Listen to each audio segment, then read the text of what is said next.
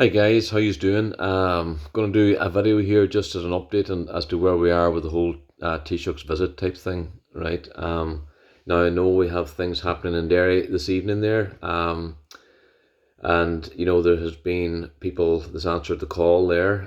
Phil McDade from our own Mike Action Group put his video out there, and there's people up there. I have no idea, to tell you the truth, because I've been tied up in other stuff, which I'll get into here, as to how all that went. But let's hope it went okay. What I do know is that the John Hume Foundation appears to be sympathetic to our cause as well, and wants to meet and so on. I've been in correspondence today with the likes of Mark Durkin as well, and again, it's top of their agenda in their meeting with the Taoiseach. So that's good, and it's this is all about the excluded homes when we're dealing with the Northern Ireland scenario here, which is completely unfair, discriminatory, and it augurs well here that this is getting traction, and that you'll never get the Taoiseach in as close again to Derry, which is our neighbouring county and the one we've most affiliation with, but also for all holiday homeowners anywhere in Northern Ireland and beyond. This is an important conversation, so that's all happening. Back closer to base then, a very testing type of week. Interesting week, a lot of twists and turns. On Tuesday, I put the video out saying that basically we weren't invited to the Taoiseach's visit this weekend. I firmly believe that we weren't going to be either, and wouldn't have been if it hadn't have been for the video and your reaction to the video. It was really humbling to see the amount of people that was coming back to prepared to stand up for themselves and go and not be ignored. And we were being ignored, that's my firm belief. Now, it might be oversight, and if that's the case, it was pure complacency, or it may have been just a case that they didn't think that this was going to be a big enough issue, which amazes me to think that anybody could think that at government level.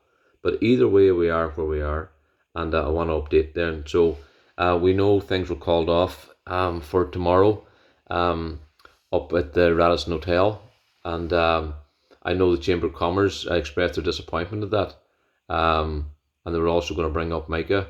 If they were going to bring up Micah, it would have been the first time ever they brought up Micah, because in our history of Mike Action Group, never once has Letterkenny Chamber of Commerce broke breath to us about Micah. They didn't mention that they were intending to bring it up at this event either. It was not there. That's not to say they weren't going to bring it up, but they've got enough of commercial property about Letterkenny that I would have thought they'd have been tying in with us and saying, how do we partner on this, and how do we make the most of the Taoiseach's visit? And none of that happened.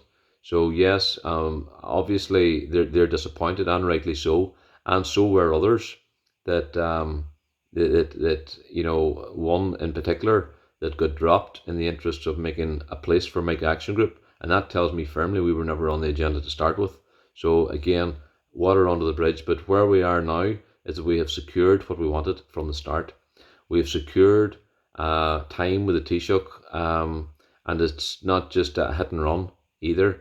It's going to be time at a badly affected homeowner's house, and we'll make sure that that homeowner gets the time to express how they feel about the whole thing, how abandoned they are, and how frustrated they are with the slow rate of progress this year. And the person we've picked and the home we've picked should articulate that very, very clearly. And in fairness to the Taoiseach, the last time that we did this, and we did it in Rafo at Carlos's house, he was very understanding and did take time and all the rest of it there. And I think he got a good understanding, but he'll see how things have moved on in that short period of time, albeit a different house. But this is very, very different now, and the criticality level is much, much higher as well. So that's what the first part of it is. Importantly, on top of that, because that could be seen just as a photo op, and then they go down the road again to Dublin and they say, yeah, we met with Mike Action Group, and we met with an affected homeowner, and we went then and we listened to their story, and blah blah blah blah and all that good stuff. And while that's fine, it doesn't really get into the heart of what's holding us back from progress. And that was the part that Mike Action Group wanted to hone in on more than anything else. And at our insistence, we have now secured a second shot with the Taoiseach, and that will not be at a homeowner's premises, but instead it's going to be a meeting with council, and we're going to have the head honchos of Donegal County Council in terms of the engineers involved in the scheme, the CEO himself, importantly Martin McDermott as well, the chair of the MICA, Donegal County Council MICA steering group, and ourselves there as MICA Action Group as well. And we're going to be at that meeting, and we wanted warts and all. We want and will make sure the Donegal County Council don't hold back in saying where the frustrations are. IS 465 is a milestone round their neck because it doesn't recognise the other deleterious materials and doesn't look for foundations to be tested, and yet the department are insisting we stick to IS 465, despite test results saying that we've got pyrrhotite and other things in there. We'll get that there, and we'll make sure that they call that out the way it is, and where they don't, we will. But either way, the minister will go down the road knowing what the story is, and he'll know what pyrrhotite is if he doesn't know already. And in fairness, if this hasn't been brought to his attention, then how can he know? But he certainly will know tomorrow, and this needs to be an education for him here, because I think only with that education can he start to press the buttons that he has the power to press down there to move this scheme forward at a completely different rate. So we have lots of agenda items for him. We have to narrow it down because we only have got a small window, but we'll be largely focusing in around the three pillars that we had before. And very quickly, that was the 100% redress, it was the 40-year state-backed guarantee, and all the other quality aspects that goes with that, the likes of IS 465 review, and then finally the excluded homes as well will be in there.